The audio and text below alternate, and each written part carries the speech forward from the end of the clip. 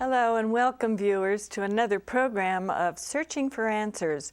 If you have several versions of the Bible, please get them now and turn to the book of Revelation, chapter 21, where we're going to continue our study on why some people don't seem to make it when God comes to claim His own. And how can we be happy in heaven if some of our friends and loved ones are outside this beautiful city of Jerusalem? My name is Carolyn Thompson, and on my right is... I'm Gerald Winslow. I teach at Loma Linda University. John Jones, La Sierra University. John Brunt, pastor at the Azure Hills Church. Ivan Blazin, a colleague of Gerald Winslow's at Loma Linda. John Brunt, would you give us a little review of what we last studied, and then we'll get right to chapter 21. Well, in chapter 20, we saw a period of 1,000 years. Several things happened during this 1,000 years. Satan, the dragon, is chained in the bottomless pit.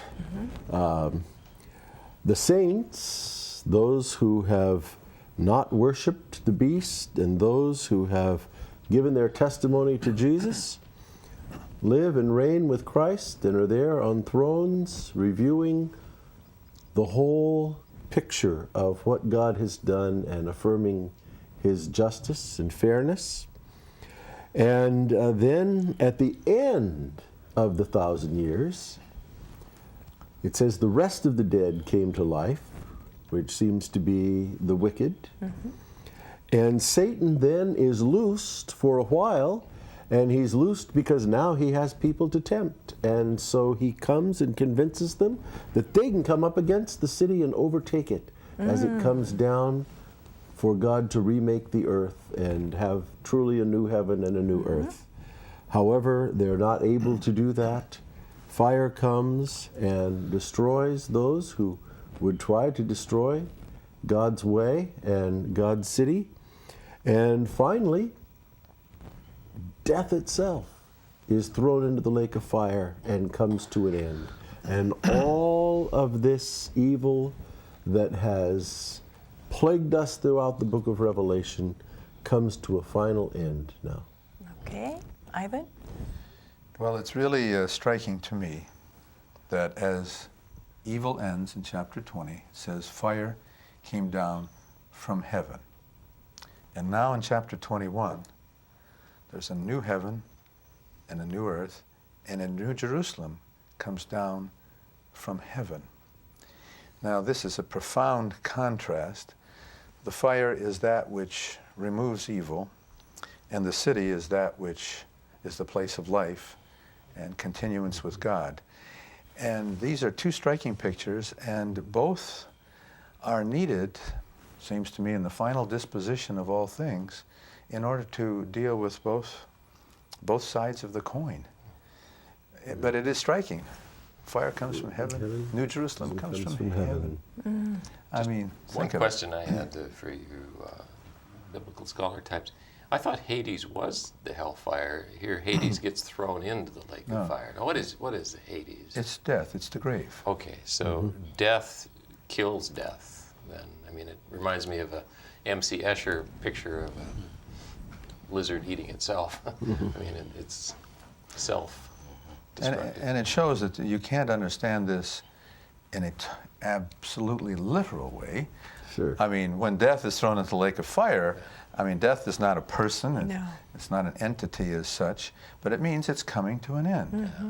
It's personified. Exactly. But it does say something interesting symbolically, that there's a self-destructive element in Exactly all of this. right. It caves in on itself. It does. Absolutely. So we have the wonderful vision of the New Jerusalem. I might just add this. You asked last time about the how long and why doesn't it end and all that. I was driving through Los Angeles the other day, and in a Jewish neighborhood, and there was a sign. Here's what it said: "Hang on, Shabbat is coming." And I said, that's it. And I think that's the message of the book of Revelation to the readers. Hang in there with God. Shabbat, the Sabbath, peace, the joy of the new world is coming. Very well put. That Yes. new world is depicted in Revelation as an everlasting Sabbath. And chapter 4 is an ongoing worship service around the throne forever and ever, isn't Yes, it? yes. There's a kind of a sabbatical feel about the whole thing. And of course, that's deliberately tapping into the Sabbath experience of the saints who get together on a weekly basis to sing these very hymns. And it makes it real, makes it present, not just by and by, but rather they can walk out each week holding their heads a little higher, because Shabbat indeed has come, and with it something of eternity has come with it. Jerry, would you read the first 4 verses of chapter 21 in the book of Revelation? Yes, I will. Revelation 21, the first 4 verses then, which has the heading in my Bible, the New Jerusalem. Mine too. Let's see. The if this New works. Jerusalem.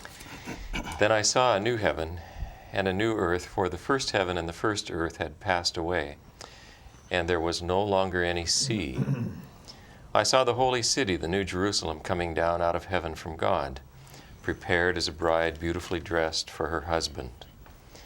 And I heard a loud voice from the throne saying, "Now the dwelling of God is with men, and he will live with them. They will be his people, and God himself will be with them and be their God. He will wipe away every tear from their eyes. There will be no more death, or mourning, or crying, or pain, for the old order of things has passed away." Now, what I would like to say here, God will wipe all tears from our eyes. Are we going to be remembering who we left behind forever? Well, Or, as it is, I know we'll know the reason, I know God will explain it, because it's like God to do that. But how could we forget?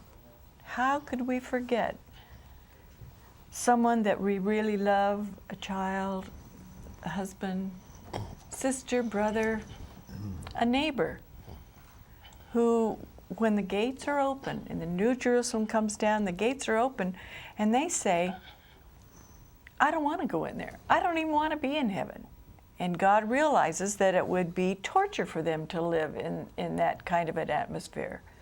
But how can, I know he wipes every tear from our eyes, but will we remember? I was just going to say that we always have to remember that our Bibles today are a little different from the way this text must have looked when it was written, in that there are paragraph headings and chapter numbers. But if you took all of that away and just imagined the story unfolding, you have death and Hades thrown into the lake of fire, and all the judgment and everything is finished, and immediately a new heaven and a new earth. And it's so immediate, I suppose, that as I'm picturing, we're using our imagination a little bit, Yeah. Carolyn, because Yes. it doesn't say all of this here. But No. as I'm picturing it, I'm thinking of it as a story or as a series of images rolling along. These are people who have just arrived, I suppose, in something that's entirely new then, and a new experience if you're just following this passage.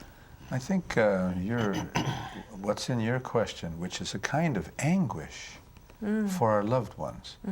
You have to recall 2 similar stories in the Bible. One is Moses, where he says, if you can't forgive your people, then blot me out of your book. Amazing passage. And then, It's an amazing and then passage. Paul picks up that theme in Romans 9, and if you can't save these people, then blot me out. And that is, I think, what would the new world be like without those whom we love? And so you've echoed, I think, a deep sentiment. I can only hope that God will help us. And, the former things not coming into mind helps me that somehow God will help us to overcome that sense of real loss. Do you know right off where that verse is? In Exodus, you mean, where Moses is praying, or which No, which one? The one where the former things of mine, the former things that happened to us, Yeah, doesn't where is come that? to Doesn't mind. it come? Doesn't it come here? Right here. Where's that? Well, No, the first things have passed away, but the former things. Well, the last words that I just read, Verse I don't know if 4. you're thinking of That's this, what I was Carolyn. The last words in verse 4 say, the old order of things has passed away. Now, I think in different translations it may be the former things Yeah. or something. Okay. Okay. One thing is that in the book of Revelation, on certain occasions during the hymns, you'll read something like this: just and true are your ways, O God. You have judged justly. Yeah. And I wonder if there is a kind of settling into truth, into the truth of God, into the justice of God, justice as his fair dealing, so that we can all finally say, and this would be part of the answer, God was right, and the way it has turned out has to be right, and we're kind of satisfied with God. Yeah. You know, it even happens in this life in a way, doesn't it? Thornton Wilder's drama, Our Town, has a cemetery scene. And there the old, caretaker of the place says, as years have gone by, I've seen people come up here to bury their dead, and he uses the expression, half wild with grief. And I've watched as the years go by, and they come back less and less often, until they almost forget. My, oh my, that's Never powerful. fully, but it recedes to the back of our minds. And if that's true in this life, maybe in some way something of the sort happens as the years of eternity roll. Well, look at suffering itself. How do we forget what this world has gone through? Oh, yeah. And by remembering it, it seems to me, we can say God's grace is very good. So there's a sense that you can argue that it makes some sense. Now, I have a book at home by a Jewish rabbi, and he says, we believe that in eternity there will be a monument there, a feast there, to all that has happened in this world, so that we never forget it. It's almost like it is a safeguard. It is a witness to the truth. It is a safeguard against evil and so on. In Dachau in Germany, one of those concentration camps, on that monument where it says, Denket daran wie wir hier starben. Think on this, how we died here. And it seems like there's a place for memory. You know we've come out of great suffering and tribulation and so on, and the world was really so unjust. Somehow that needs to be there, but in some transfigured sense. Yeah. Yeah. It's hard to talk about this because we don't have a picture that Right. gives us the thing, Yeah. And of course, the most important thing, I suppose, that it's saying here is that all that caused mourning, crying, pain, suffering is gone. It's passed away. And of course, that was what we were just talking about in the previous discussion. But these must be people who needed that reassurance. And people still do. Well, Beginning with verse 5 of Well, chapter... there's a little more I'd like to see Oh, in all right. verses 1. Okay. We haven't talked about this statement in the beginning that says there is no more sea. I have young people every now and then come to me and say, but I "So like the ocean." Yeah, I mean, we're here in Southern California as we tape this, and we're not all that far from the ocean, and what people like to do is go to the ocean, and so I find young people saying, how come there's no sea? That's my favorite place to go. But it seems to me that the reason here is that the sea has often been seen as a symbol of evil and the place where the great sea monster dwells. And Israel was never a seafaring people, really, and the sea was always a dangerous place to them. And so when he talks about no more sea, I think he's talking about that whole picture of evil, that it's a symbolic picture of evil. And a That's where our text sins like are. God puts our sins down in the there. sea, that's right. Isaiah 27 is a place, verse 1 in Isaiah 27. We have this idea of a evil monster in the sea called Leviathan. yes. And it says, on that day the Lord with his cruel and great and strong sword will punish Leviathan, the fleeing serpent, Leviathan the twisting serpent, and he will kill the dragon that is in the sea. And so I think that whole, and you find the same imagery in Job and in Ezekiel and in the Psalms. And so I think that whole imagery stands behind this statement that there is no more sea.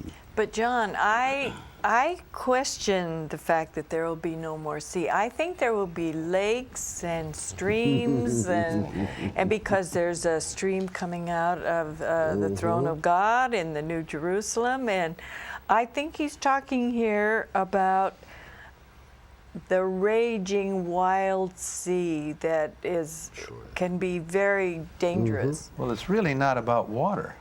It's about the power people? of evil. Yeah. That's right. The power Okay. of chaos Yeah. and evil. And so in your sense, I love that. I wait Okay. for that. But in the other sense, I'm glad to know in a symbolic way, no more sea would immediately suggest this.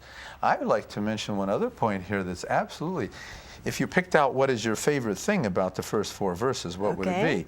Well, everything's kind of a favorite, but in verse 3, the first part, see, I heard a loud voice saying, it's the first thing said, the tent of God, the dwelling place of God, is with mortals, with human beings. The tent, it actually says tent. Yeah, in some And- versions it does say tent. Yeah, and then it says he will dwell with them. He will tent. He'll pitch Which comes his from the same word, Yeah. to tent, yeah. He will pitch his tent by their tents. I mean, the same word is in John, John 1. One. Yeah. And he came among us, and he tented among us. He tabernacled among us, became one of us.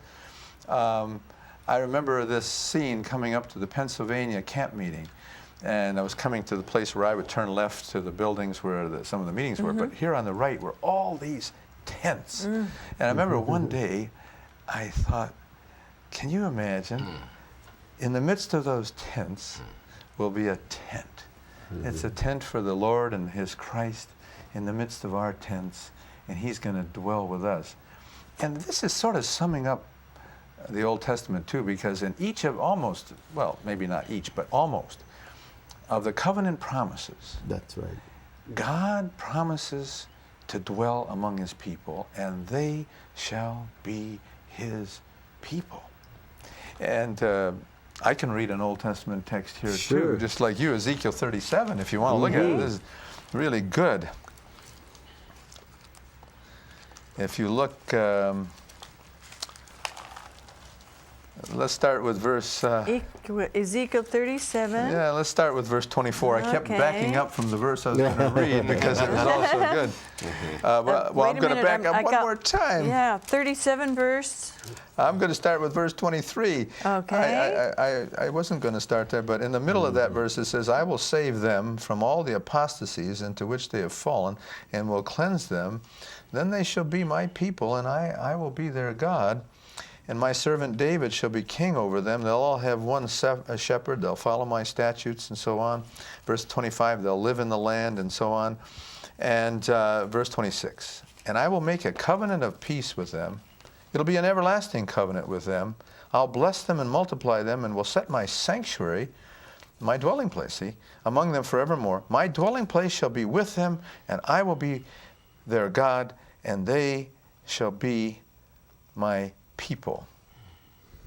Then the nations will know that I sanctify Israel. And in Revelation, they're all a part of it. Yes. Not just Israel. But this goes all the way back in Israel's history, doesn't it? Yes, it does. That's the basis of the covenant, that God will dwell with human beings. Leviticus 26 is another Okay. passage way back at the beginning. Leviticus 26, yeah. verses 11 and 12. I will place my dwelling in your midst, and I shall not abhor you. I will walk among you and will be your God, and you shall be my people.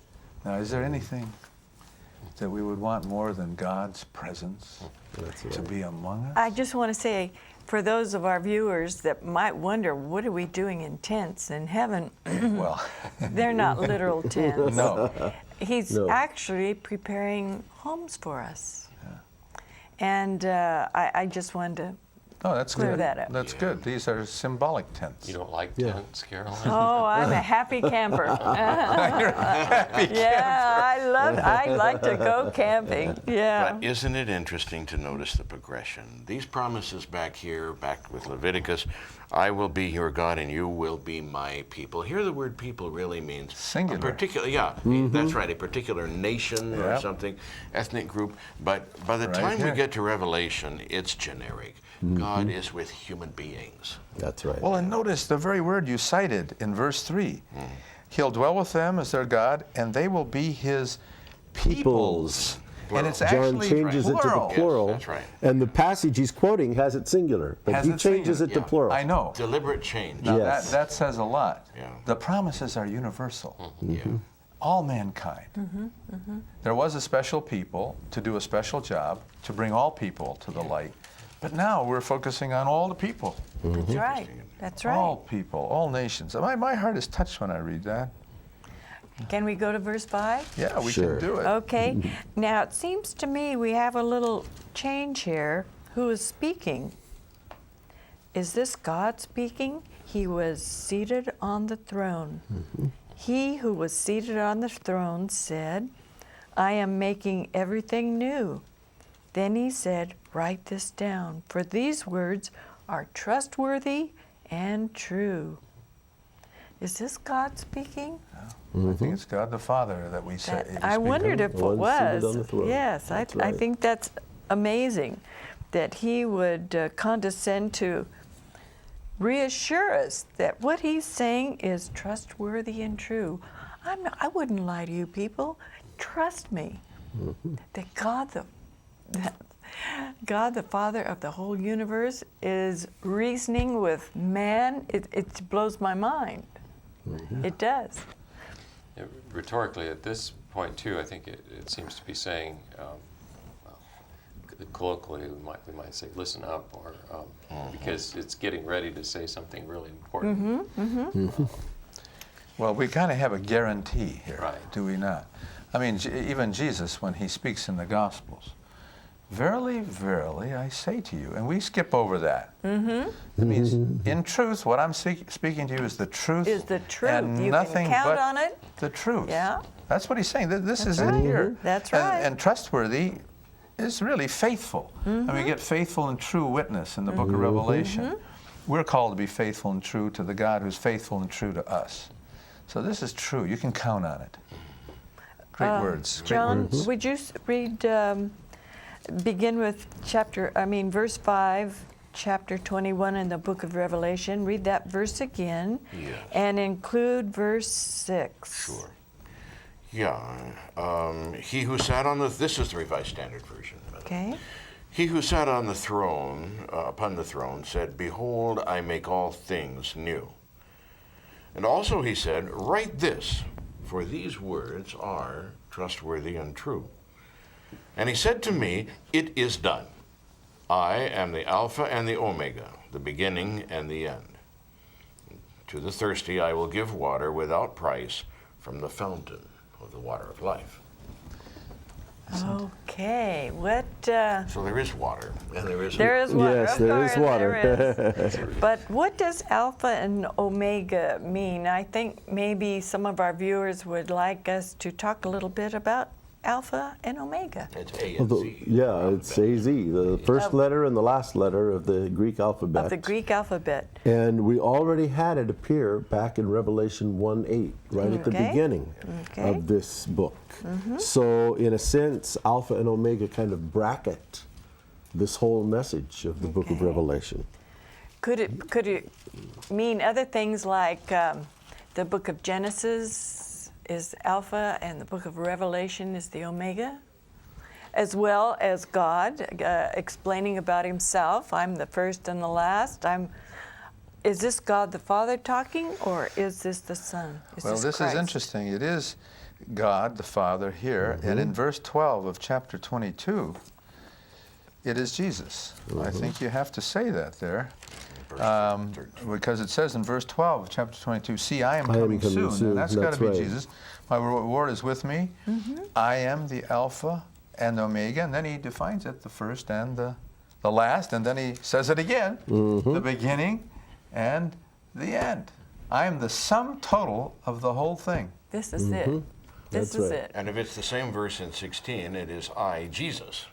So, So That's it right. is Jesus, huh? That's one of the things that John does in many different ways in the Yeah. book of Revelation. A number of times you will see the same symbols applied to the Father and applied to Jesus. And it's part of the subtle way that he gets across the idea of Jesus' divinity, because he will often use the same symbols, the same terms in different places within the book for the Father right. and the Son. we were just looking at chapter 1. I mean, here's Jesus, and he's described with hair white as wool and white as snow, and his eyes are like flames of fire, and his feet like burnished bronze, and a voice like many waters. These are the characteristics of the Ancient of Days. That's right. Daniel. Yeah. So John is saying the final gathering together, the final convergence, in some way even is a convergence among the Trinity. Well, and you know, in the Gospel of John, it says, he who has seen me has seen the Father. Yes. So that in his person we see God, Yes. you see. So that it makes sense overall right. to think of it that And way. back there in the beginning, when we first see this term, Alpha and Omega, the A to Z, in Revelation 1:8, it is tied with that expression that we saw a number of times throughout the book of Revelation, that he's the one who is, who was, and is to come. Yes, Remember, yes. which was contrasted with the beast. That's right. See, again, Satan always has something false when there's something true. And all over the ages, up and down history, you'll find this true. Where I study some of these things, I especially find this, that where there's something, even Ellen White, there were other people who claimed to have the same visions that she had. And now I think we're just about finished, and I hope we've made it very clear to our viewers what we're talking about in the New Jerusalem in chapter 21 and all the things that are going to happen. And until next time, hang in there, stick with us. This is Carolyn Thompson for Searching for Answers.